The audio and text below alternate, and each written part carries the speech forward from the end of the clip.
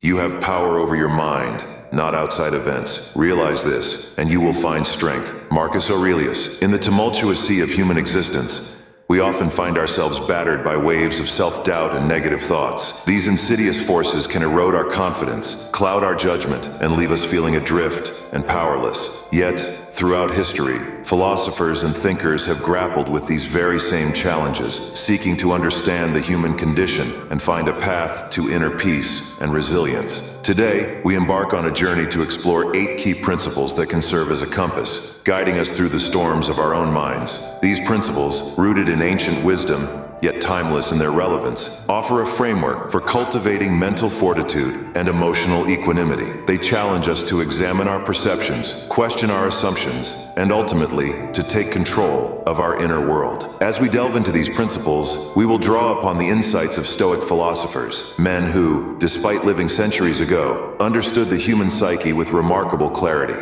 Their teachings, far from being relics of the past, resonate with striking power in our modern world, offering a beacon of hope and a roadmap for personal growth. Before we dive deeper into our exploration of these life-changing principles, allow me to extend a warm welcome to Best Stoic Life Lessons. Here, we embark on intellectual and spiritual journeys, delving into the wisdom of the ages to find answers to life's most pressing questions. Our mission is to bring you content that not only informs, but transforms. Videos that challenge your perspectives, ignite your curiosity, and provide you with practical tools for personal growth. We believe that philosophy is not a dusty academic pursuit, but a living, breathing guide for navigating the complexities of modern life. Now let us embark on our in-depth exploration of the 8 key principles that can guide us in overcoming self-doubt and negative thoughts. Each principle offers a unique perspective and powerful tools for reshaping our mental landscape. Number 1, the dichotomy of control. At the heart of our struggle with self-doubt and negative thoughts lies a fundamental misunderstanding about what we can and cannot control.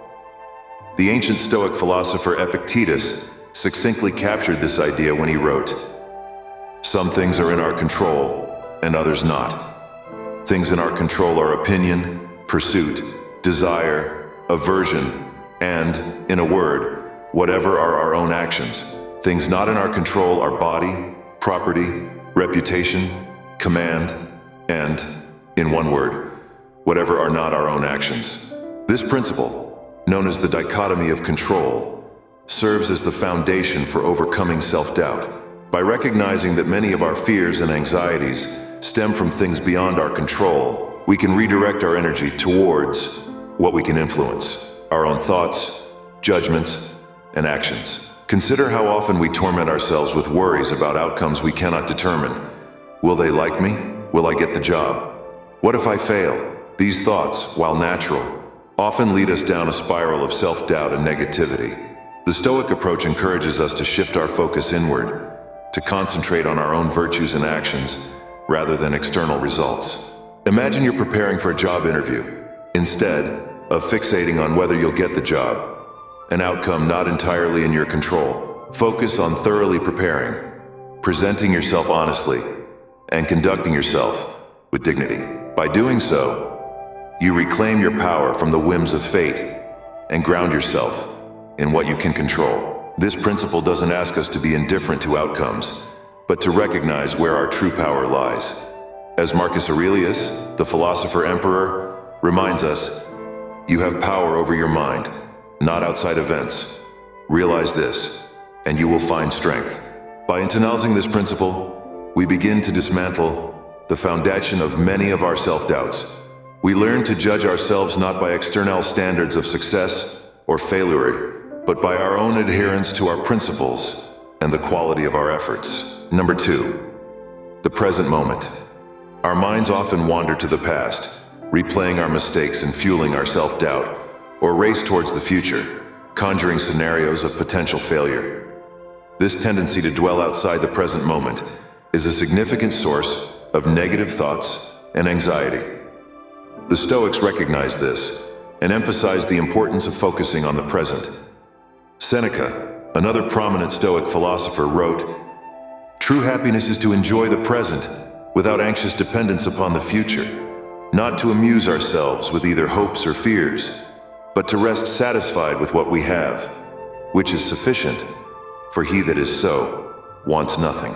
This principle teaches us to anchor ourselves in the now, to fully engage with our current circumstances rather than being pulled away by regrets or worries. It's about recognizing that the past is unchangeable, the future is uncertain, and only in the present do we have the power to act. Practicing presence doesn't mean ignoring the lessons of the past or failing to plan for the future. Rather, it's about engaging with these temporal dimensions in a balanced, productive way. When we find ourselves caught in a loop of negative thoughts about past failures, we can gently redirect our attention to the present moment. What can we do now, in this very instant, to move forward?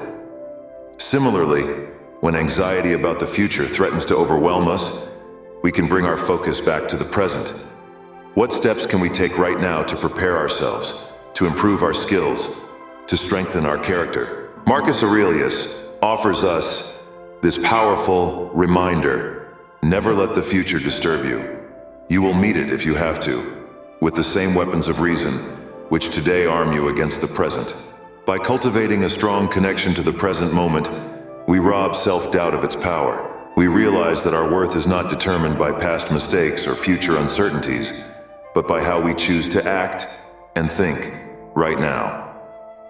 Number 3, cognitive distancing. The Stoics understood long before modern psychology that our perceptions shape our reality. They recognize that it's not events themselves that cause us distress, but our judgments about those events. This insight forms the basis of our third principle, cognitive distancing. Epictetus famously stated, "Men are disturbed not by things, but by the views which they take of them." This principle encourages us to create a mental space between our thoughts and our sense of self. It's about recognizing that our thoughts are not facts, but interpretations, often flawed or biased, of reality. When we're caught in the grip of self-doubt or negative thinking, our thoughts can seem all-consuming and absolutely true. We might think, "I'm a failure," or "I'll never succeed." Cognitive distancing teaches us to step back and observe these thoughts, rather than immediately accepting them as truth. Instead of thinking, "I'm a failure," we learn to rephrase it as, "I'm having the thought that I'm a failure." This subtle shift creates a critical space between us and our thoughts, allowing us to examine them more objectively.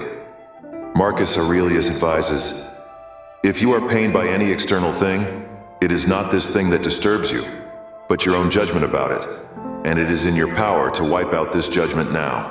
This principle doesn't ask us to ignore our negative thoughts or to engage in toxic positivity. Rather, it encourages use to approach our thoughts with curiosity and skepticism. Are these thoughts based on facts? Are they helpful? What evidence contradicts them? By practicing cognitive distancing, we begin to see our thoughts as passing mental events rather than absolute truths.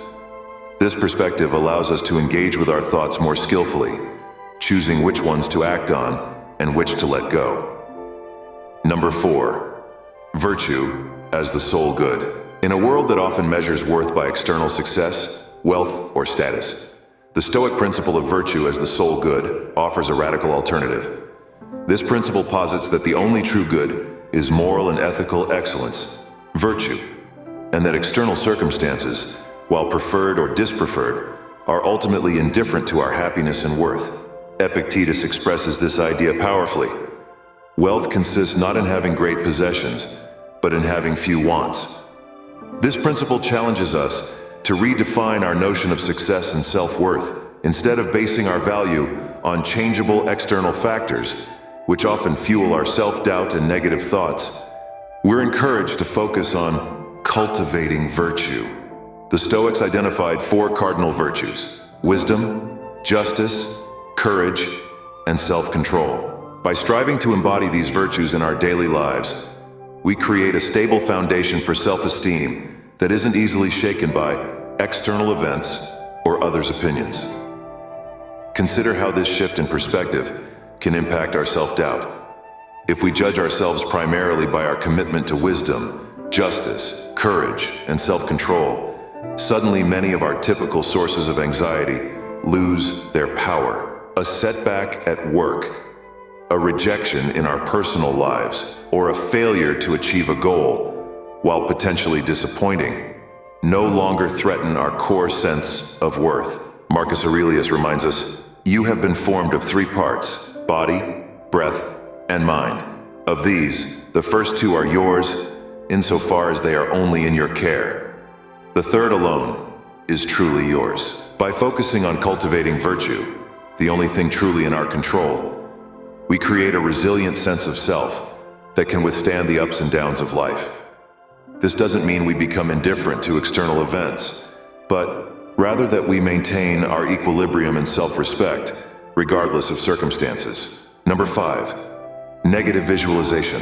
While it might seem counterintuitive, the Stoic practice of negative visualization can be a powerful tool for combating self-doubt and negative thoughts. This principle, also known as premeditatio malorum, or premeditation of evils, involves deliberately imagining worst-case scenarios. Seneca advises, "He robs present ills of their power, who has perceived their coming beforehand." The purpose of this exercise is not to induce anxiety or pessimism, but to achieve several positive outcomes. 1. Gratitude. By imagining losing what we have, we cultivate a deeper appreciation for our current circumstances. 2. Preparedness. Considering potential challenges allows us to prepare for them, reducing anxiety about the unknown. 3. Resilience. Realizing that we can survive even our worst fears builds confidence in our ability to handle difficulties. 4. Perspective. Many of our day-to-day worries pale in comparison to truly dire scenarios, helping us maintain proportion in our concerns. It is not death or pain that is to be feared, but the fear of pain or death. By facing our fears head-on through negative visualization, we often find that our worst-case scenarios are survivable, and that we're stronger than we realized.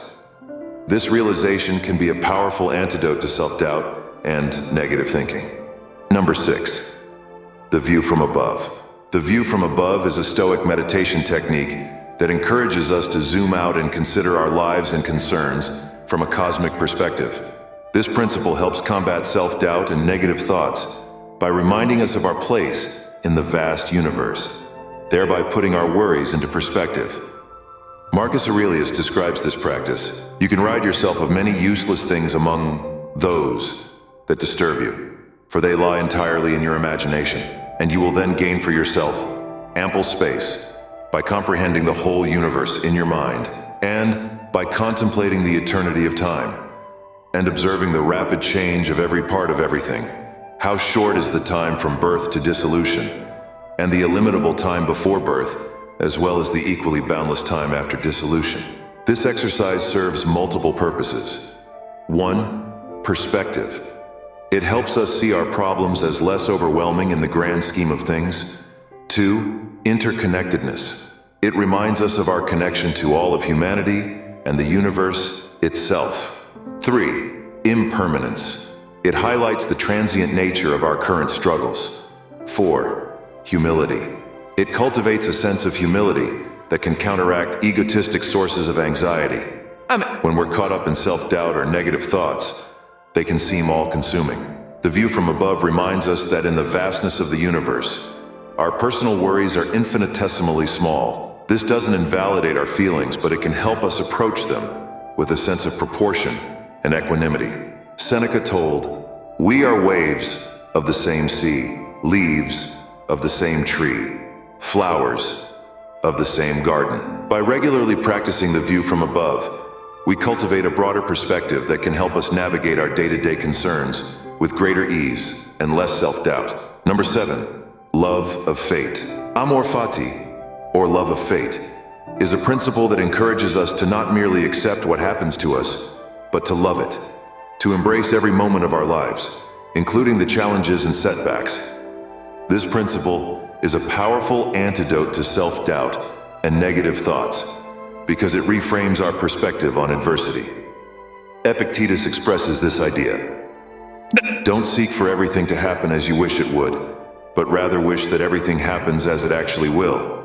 Then your life will flow well. This principle doesn't ask us to enjoy suffering or to deny our initial emotional reactions to difficulties.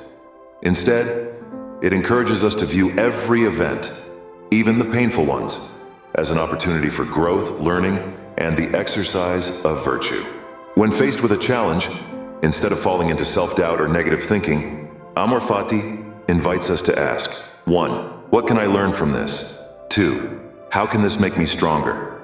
3. How can I use this situation to practice virtue? Friedrich Nietzsche, though not a Stoic, beautifully captured the essence of Amor Fati.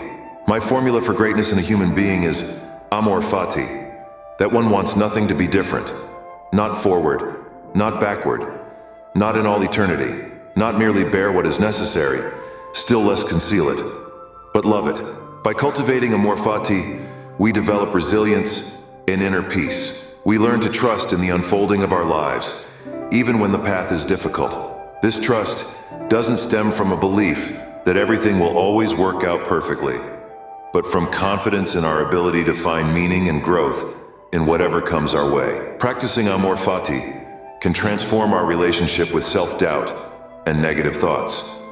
Instead of seeing these mental states as enemies to be vanquished, we can view them as opportunities to practice mental discipline and to deepen our understanding of ourselves. Number 8, remember you must die. The final principle we'll explore is memento mori, or remember you must die. While this might seem morbid at first glance, the Stoics saw it as a powerful tool for living life fully and overcoming the petty anxieties and self-doubts that often plague us. Marcus Aurelius reminds us, you could leave life right now. Let that determine what you do and say and think. This principle serves several important functions. 1. Urgency. It reminds us of the finite nature of life, encouraging us to make the most of our time. 2. Perspective. It helps us distinguish between what's truly important and what's trivial. 3. Courage. It can give us the bravery to take risks and pursue our goals. 4. Gratitude. It fosters appreciation for the life we have. When we're caught in cycles of self-doubt or negative thinking, remembering our mortality can jolt us out of these unproductive mental states. It prompts us to ask, is this how I want to spend my limited time on Earth? Seneca articulates this beautifully. It is not that we have a short time to live, but that we waste a lot of it. Life is long enough, and a sufficiently generous amount has been given to us for the highest achievements, if it were all well invested. Memento mori doesn't ask us to live in fear of death, but rather to use the awareness of our mortality as a tool for living more fully.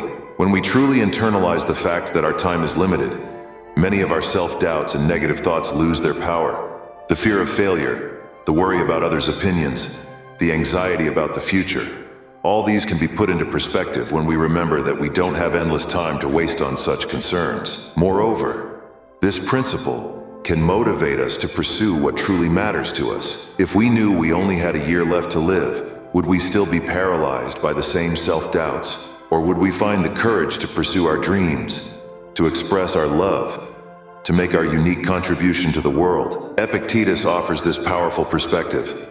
I cannot escape death, but at least I can escape the fear of it. By embracing memento mori, we can learn to live more authentically and courageously. We can prioritize what truly matters to us, let go of petty concerns, and approach each day as a precious gift rather than a source of anxiety. How to integrating these lessons in our daily life.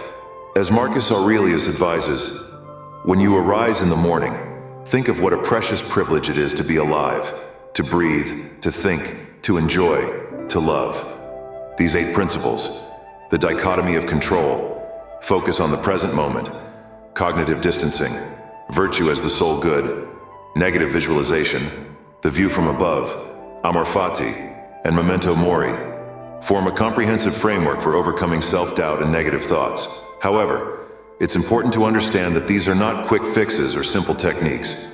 They represent a philosophy of life, a way of approaching the world and our place in it.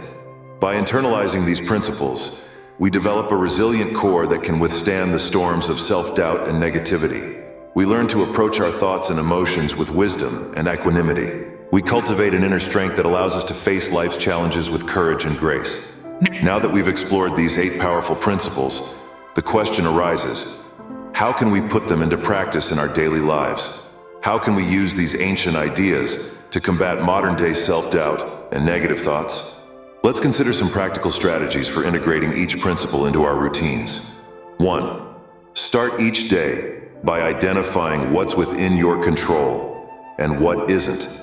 Write these down if it helps. 2. Engage fully in your current activities, whether it's work, conversation, or even mundane tasks like washing dishes. 3. Practice labeling your thoughts. Instead of "I'm a failure," say, "I'm having the thought that I'm a failure." 4. When faced with a decision, ask yourself, what would the most virtuous version of myself do in this situation? 5. Regularly practice imagining losing things you value, your job, your health, your relationships. Use this to cultivate gratitude and resilience. 6. When caught up in a problem, ask yourself, how much will this matter in a month, a year, a decade? 7. At the end of each day, reflect on how even the difficult moments contributed to your growth. 8. Use awareness of your mortality to help you let go of petty concerns and focus on what truly matters to you. Remember, the goal is not to perfectly implement all these practices immediately. Start small, perhaps focusing on one principle each week. As you become more comfortable, you can integrate more of these practices into your daily life. Also, be patient with yourself. Changing ingrained thought patterns takes time and consistent effort. There will be days when negative thoughts and self-doubt seem to overwhelm you despite your best efforts. This is normal and part of the process. The key is to keep returning to these principles, to keep practicing, even when it's difficult. As Epictetus reminds us, don't explain your philosophy, embody it. By consistently working to embody these principles, we gradually reshape our relationship with our thoughts and emotions. We develop a more resilient, balanced, and authentic way of being in the world. In conclusion, overcoming self-doubt and negative thoughts is not about achieving a state of perpetual happiness or eliminating all negative emotions. It's about developing the mental tools to navigate life's challenges with greater ease and wisdom. It's about cultivating an inner strength that allows us to face our doubts and fears with courage and equanimity. As we integrate these Stoic principles into our lives, we may find that our self-doubt and negative thoughts, while not eliminated, lose much of their power over us. We become more capable of pursuing our goals, expressing our authentic selves, and contributing positively to the world around us. Remember, this is a lifelong journey. There is no final destination, no point at which we can say we've mastered these principles. The beauty lies in the ongoing process of growth, learning, and self-discovery. So as you move forward from this exploration, carry these principles with you. Let them be a guide in moments of doubt, a source of strength in times of challenge, and a reminder of your innate capacity for wisdom and resilience.